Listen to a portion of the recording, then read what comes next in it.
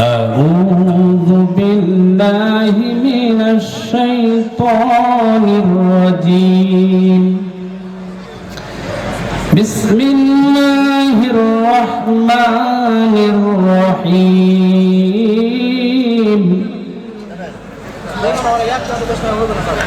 الذين إن مكناهم في الأرض أقاموا الصلاة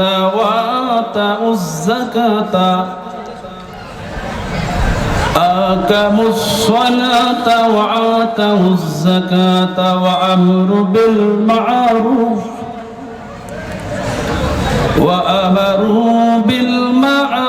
ونهوا عن المنكر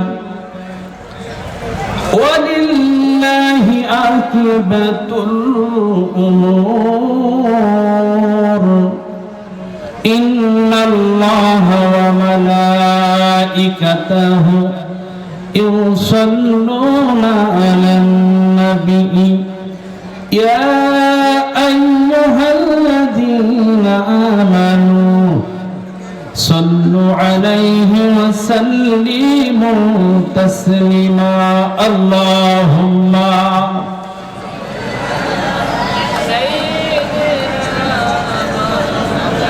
وعلى آل سيدنا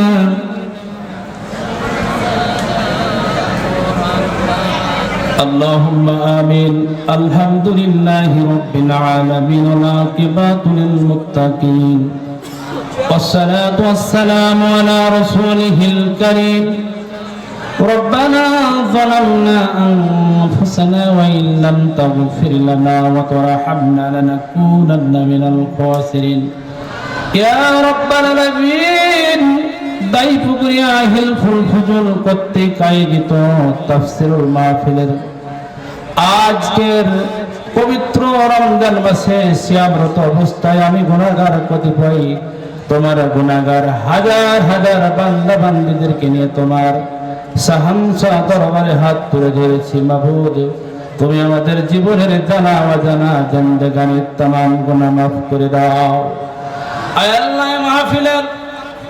মাহফিলে আসার জন্য মনস্থ করেছিলেন শ্যামপুরের একজন ভাই পথিমধ্যে রোড অ্যাক্সিডেন্ট হয়ে ইন্তেকাল করেছেন আল্লাহ পাক তাকে যেন শহীদ হিসাবে কবুল করে নেন আয় আল্লাহ আমরা যারা আমিন আমিন করতেছি তুমি আমাদের জিন্দেগানির तमाम গুনাহ মাফ করিয়ে দাও আমাদের পিতামাতা আত্মীয় স্বজন যারা কবরস্থ হয়েছে আল্লাহ সকলকে মাফ করে দাও আয় আল্লাহ এই মাহফিলের ইন্তজামিয়া কমিটিকে কবুল করিয়ে নাও শ্রোতা বক্তা মেহমান সকলকে কবুল করে নাও রব্বানা তাকাব্বাল মিন্না ইন্নাকা আনতাস সামিউল আলিম ওয়া তুব আলাইনা ইন্নাকা আনতাত তাওয়াবুর রহিম সুবহান রাব্বিকা রাব্বিল ইজ্জাতি আম্মা ইয়াসিফুন ওয়া সালামুন আলাল মুরসালিন আলহামদুলিল্লাহি রাব্বিল আলামিন মঞ্চে উপবিষ্ট সুযোগ্য মুআজ্জাজ মুহতারাম সভাপতি হাজারো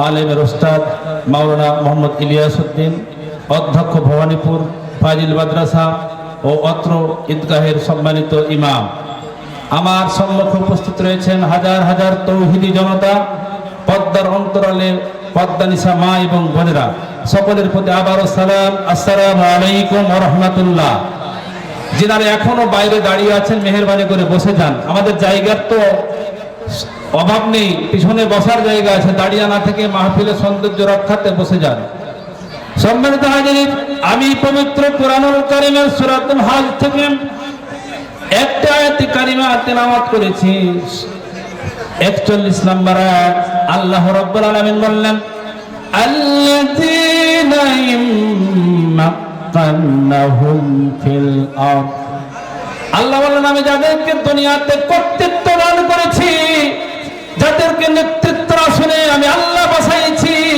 তারা প্রথমে দুনিয়াতে কি করবে ওই কর্তৃত্ব পাওয়ার পর প্রথম যে কাজটা করবে আকামুস সালাত তারা নামাজ প্রতিষ্ঠা করবে নামাজ কায়েম করবেন আজকে সম্মানিত হাজার হাজার তৌহিদি জনতার উদ্দেশ্যে বলতে চাই স্বাধীনতার পর থেকে নিয়ে 1971 সাল থেকে নিয়ে অদ্যাবধি অনেক সরকার এই বাংলাদেশে সরকারের মসনদে এসেছে, কর্তৃত্ব চালাচ্ছে, কিন্তু পার্লামেন্টে কি নামাজের আইন পাস করেছে কিনা বলে?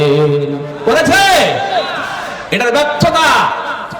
আমাদের মরহুম প্রেসিডেন্ট শেখ মুজিবুর রহমান, শহীদ প্রেসিডেন্ট জিয়াউর রহমান, বেগম খালেদা জিয়া, স্বৈরাচার শাসক শেখ হাসিনা সহ বাংলাদেশের মসনদে, ক্ষমতার মসনদে আমরা যাদেরকে পাঠিয়েছিলাম আর যারা অবৈধভাবে আমাদের মাথার উপরে বসেছিলেন, তারা কেউ এই বাংলার জমিনে নামাজ প্রতিষ্ঠার কোনো তাদের চিন্তা চেতনা ছিল না, ঠিক কিনা?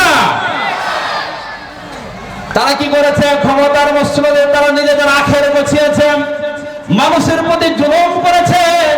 আমাদের উপরে 16টি বছর করে তৎকালীন সময়ের অবৈধ হাসিনা সরকার হাজার হাজার মানুষকে মিথ্যা আসামি বানিয়ে জেলের ভিতরে ভরেছে, অনেক ভাইদেরকে হত্যা করেছে। শুধুমাত্র তারা ক্ষমতা টেকসই করার জন্য এগুলো করেছে, ঠিক কিনা? আজকে বাংলাদেশে 56,000 বর্গ মাইলের বাংলাদেশের মেজরিটি মানুষ হচ্ছে মুসলমান। এরপরও যদি নামাজের আইন বাস্তবায়ন কেন হন নাই, এর জন্য আমাদেরও কিছু দায়বদ্ধতা আছে, ঠিক কিনা? কেননা যদি আপনি পার্লামেন্টে নামাজি আল্লাহওয়ালাকে লোক যদি না পাঠাতে পারেন, যে নামাজি পড়ে না তাকে যদি সংসদ সদস্য নির্বাচিত করে পার্লামেন্টে পাঠান, সে কি আদৌ নামাজের বিল পাস করবে নাকি? করবে, ঠিক কিনা বলেন? এজন্য পক্ষান্তরে আমাদের বাংলাদেশের জনগণের দায়বদ্ধতা আছে, ঠিক কিনা? এজন্য আল্লাহ রাব্বুল আলামিন বললেন, আল্লাযীনা ইম্মাক্কান্না ফিল আরদি আকামুস সালাত, আমি দুনিয়ার জমিনে যাদেরকে নেতৃত্ব দান করব, কর্তৃত্ব দেব, তাদের প্রথম যে কাজটা হবে, কর্মসূচিটা হবে নামাজ প্রতিষ্ঠার জন্য পার্লামেন্টে গিয়ে, সংসদে গিয়ে বিল পাস করে নামাজের বিল উত্থাপন করে নামাজ প্রতিষ্ঠা করবে, ঠিক কিনা? এখন 151 জন সদস্য নামাজি আল্লাহওয়ালা সদস্য পাঠাতে হবে সংসদে। আমরা রাজি কিনা? কারা কারা রাজি? হাত ছেড়ে দেখান, আল্লাহকে দেখান। লিল্লাহি তাকবীর। সম্মানিত হাজিরিন, তাহলে আল্লাহ রাব্বুল আলামিন বললেন, তাদেরকে আমরা যাদেরকে মসনদে পাঠাবো, নামাজিওয়ালা লোককে, আল্লাহওয়ালা লোককে, পরেজগার লোককে যদি সংসদে পাঠাই, তাহলে সে নামাজের বিল উত্থাপন করে পার্লামেন্টে জয়যুক্ত করে বিল পাস করে এ রাষ্ট্রে নামাজ কায়েম আইনভাবে রাষ্ট্রীয়ভাবে করে ফেলবে, ঠিক কিনা? আর যদি আমরা বেনামাজি লোককে সংসদে পাঠাই, যে নামাজি পড়ে না, সে কি সংসদে নামাজের বিল উত্থাপন করবে নাকি? করবে? এজন্য আমাদেরকে, আমাদের যে সময় এসেছে, সুযোগ এসেছে, আমার আপনার একটা ম্যান্ডেট দেওয়ার সুযোগ এসেছে, টিপ দেওয়ার সুযোগ এসেছে, ভোট দেওয়ার সিল দেওয়ার সুযোগ এসেছে। আমি আপনি বাংলাদেশের সৎযোগ্য নির্ভীক লোকদেরকে পার্লামেন্টে পাঠাতে চাই, ঠিক কিনা? আমার আপনার রায়ের দ্বারা যদি কোনো লম্পট, বেনামাজি, বদমাশ, দুরাচার, দুষ্ট এই সমস্ত লোককে যদি আমি রায় দিয়ে পার্লামেন্টে পাঠাই, যতগুলো অকর্ম করবে, কুকর্ম করবে, যতগুলো লুটতরাজি করবে, চাঁদাবাজি করবে, ছিনতাই করবে, অপহরণ করবে, সমস্ত পাপের শিয়ার আমাদেরকে হতে হবে। এজন্য আমরা সব সময় সংসদে কাকে পাঠাবো? অবশ্যই আল্লাহ ভীরু লোকদেরকে পাঠাবো। বাংলাদেশের কাছে খিলাফত প্রতিষ্ঠিত হবে ইনশাআল্লাহ, ইনশাআল্লাহ। এজন্য আল্লাহ রাব্বুল আলামিন বললেন, প্রথমে তারা নামাজ কায়েম করবে। একটা মুসলিম বাদশার কাজ হচ্ছে নামাজ প্রতিষ্ঠা, আইন পাস করে নামাজ কায়েম করবে। ওয়াতাউস যাকাত, আর যাকাত প্রদানে মানুষকে বাধ্য করবে। যাদের উপর সম্পদের যাকাত ফরজ হয়েছে, তাদেরকে বাৎসরিক হিসাবে কড়াই গন্ডায় রাষ্ট্রীয় কোষাগারে তাদেরকে যাকাত দিয়ে বাইতুল মাল তৈরি করতে হবে। আজকে দেশে দেখেন ছিনতাই, অপহরণ, লুটপাট বেড়ে যাচ্ছে। এদেশে যদি যাকাত কায়েম থাকতো, বাংলাদেশে যতগুলো শিল্পপতি, কোটিপতি, ধনাঢ্য ব্যক্তিরা রয়েছে, এই দেশে দরিদ্র খুঁজে পাওয়া যেত না, ঠিক কিনা? এদেশটা মধ্যম আয়ের দেশে পরিণত হয়ে যেত। আল্লাহ রাব্বুল আলামিন বললেন, পরবর্তী দেশে যাকাত প্রতিষ্ঠা করবেন। ওয়া আমারু বিল মারুফ, সৎ কাজের আদেশ করবে। চারটা কর্মসূচি আল্লাহ রাব্বুল আলামিন আয়াতে দিলেন। প্রথমে নামাজ প্রতিষ্ঠার আইন করবে, যাকাতে বাধ্য করবে। 3 নম্বর হচ্ছে সৎ কাজের আদেশ করবে, মানুষকে কল্যাণের দিকে আহ্বান করবে। পরবর্তীতে আল্লাহ রাব্বুল আলামিন বলেন ওয়া নাহাউ আনিল মুনকার, অসৎ কাজ থেকে মানুষকে বাধা প্রদান করবে। সম্মানিত হাজিরিন, তাহলে এই চারটা কাজ যদি কোনো রাষ্ট্রে থাকে, ওই রাষ্ট্রটা সোনালী রাষ্ট্রে পরিণত হয়ে যাবে। কোনো লুটপাট থাকবে না, কোনো অন্যায় অবিচার থাকবে না, সোনার রাষ্ট্রে পরিণত হয়ে যাবে। এজন্য আল্লাহ পাক এই বাংলাদেশকে, এই মুসলিম রাষ্ট্রটাকে যেন ইসলামী রাষ্ট্র হিসাবে ইসলামের হুকুমত যাতে প্রতিষ্ঠিত হয়ে যায়, কায়েম হয়ে যায়, সকলে বলে আমিন। আজকে পবিত্র রমজান মাসে আমাদের এই মাহফিলটা হচ্ছে, তাই না? পবিত্র রমজান মাস। আমার টপিকটা আমাকে চেঞ্জ করতে হচ্ছে প্রাসঙ্গিক কারণে।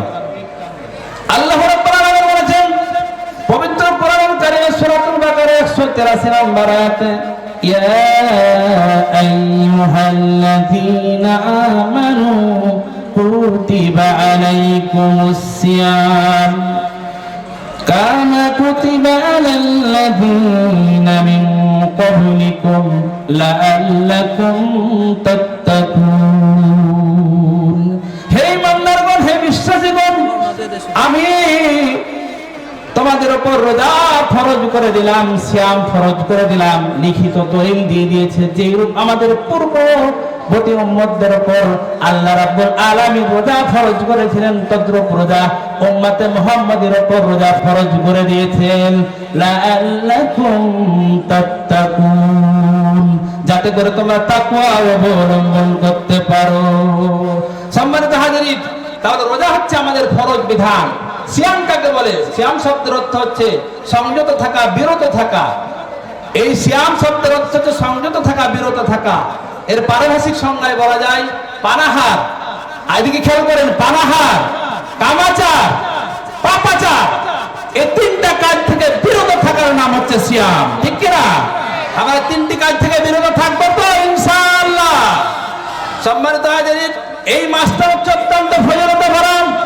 এই মাস হচ্ছে গুরুত্বপূর্ণ মাস। এই মাসে কেউ যদি একটা নফল কাজ করে, সেটা নফলটা নফল থাকে না, ফরজে রূপান্তরিত করে দেন কে?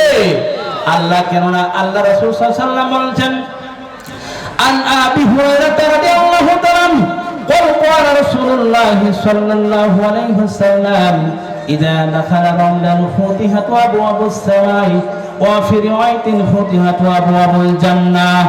আল্লাহ রাব্বুল আলামিন যখন রমজান মাস আরম্ভ হয়ে যায়, আল্লাহ পাক আকাশের সমস্ত জান্নাতের দরজাগুলো খুলে দেন, সকলে বলে আলহামদুলিল্লাহ। ওয়া ফি রাওয়ায়াতিন ফুতিহাতু আবওয়াবুর রাহমা, অন্য রাওয়ায়াতে এসেছেন সমস্ত রহমতের আকাশের দরজাগুলো খুলে দেন কে? আল্লাহ। ওয়া গুল্লিকাত আবওয়াবুজ জাহান্নাম, এই থামো, দাও, অপেক্ষা করো।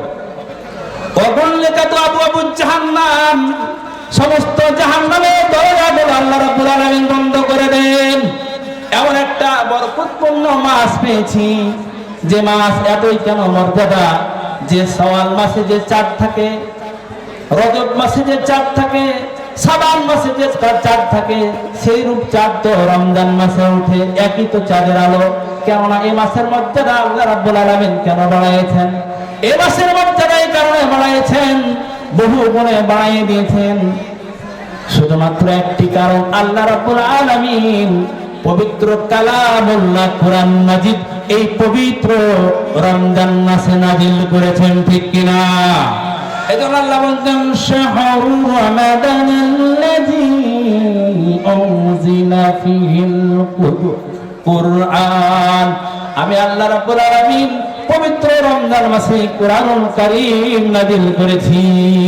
এই কোরআন কারীম নাজিল হওয়ার দরুন এই মাসটার দাম আল্লাহ পাক বহু গুণে বাড়াই দিয়েছেন। আল্লাহ রাব্বুল আলামিন পবিত্র কোরআনুল কারীমে সূরাতুল কদরের ভিতরে বলছেন, এই মাসে আল্লাহ পাক কোরআন নাজিল করার দরুন যেই রাতে আল্লাহ কোরআন নাযিল করলেন সে রাতটার মর্যাদা আল্লাহ পাক হাজার মাসের চেয়ে শ্রেষ্ঠ বলে ঘোষণা দিলেন, লাইলাতুল কদরি খায়রুম মিন আলফি সাহার। হাজার মাসের চেয়ে শ্রেষ্ঠ মাস এই মাস আল্লাহ তাআলা নাযিল করেছেন। কোরআন নাযিল হওয়ার দরুনে এই মাসের মর্যাদা হাজার মাসের চেয়ে বাড়িয়ে দিয়েছেন। কোরআনুল কারীম যে ফেরেশতা নিয়ে আনলেন সে ফেরেশতার মর্যাদা সকল ফেরেশতার উপর আল্লাহ তাআলা বাড়িয়ে দিলেন। জিবরাইল আমিন কে ফেরেশতাদের সর্দার বানিয়ে দিলেন। জিনার উপরে কোরআনুল কারীম নাযিল করলেন। বিশ্বনবী মুহাম্মদ সাল্লাল্লাহু আলাইহি সাল্লামের মর্যাদা সকল আউলিয়া কিরামদের সকল নবী রাসূলদের উপর মর্যাদা বাড়িয়ে দিলেন।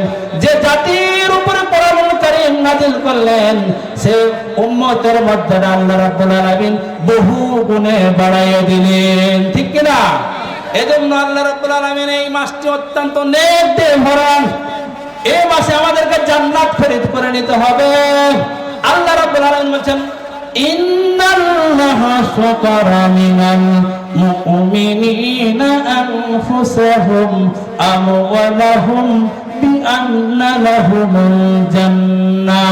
আমি আল্লাহ রাব্বুল আলামিন অবশ্যই মুমিনের জান এবং মাল আমি আল্লাহ জান্নাতের বিনিময়ে খরিদ করে নিয়েছি। কিসের বিনিময়ে বলেন তো? জান এবং মালের বিনিময়ে।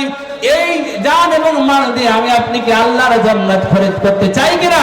কারা কারা চান? আল্লাহকে দুহাত তুলে দেখান। আল্লাহকে বলেন, আল্লাহ আমি জান এবং মালের বিনিময়ে তোমার জান্নাত খরিদ করতে চাই, ঠিক কিনা?